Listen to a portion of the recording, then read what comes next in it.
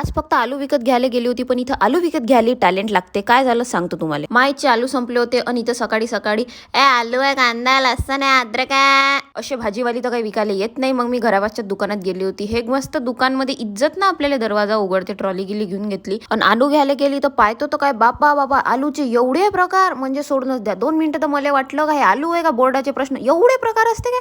म्हणजे पाहणे 1 2 3 4 5 6 7 किती, आणि हेच कमी होतं काय तर कोणासाठी खुल्ली ठेवले होते. मग मला जरासे बरे वाटले. मग मी हे घेतले आणि घरचं दही संपलं होतं तर दही घेतलं आणि बम मोठी खरेदी करून मी निघाली बिलिंग करायला. पाहतो तर काय हे पाय कसा मावला इकडे हॅट रे हॅट, पुऱ्याच्या पुऱ्या लंब्या लंब्या लाईनच लागल्या. मग बिल करून घेतलं आणि बिल झाल्यावर मला ह्या म्हणे पन्नी पाहिजे काय. म्हटलं बाबू आम्ही पन्न्या नसतं वापरत, पन्नी तर विकत घेणं म्हणजे आम्हाला असं वाटतं का 2-4 एकरच विका लागते का काय.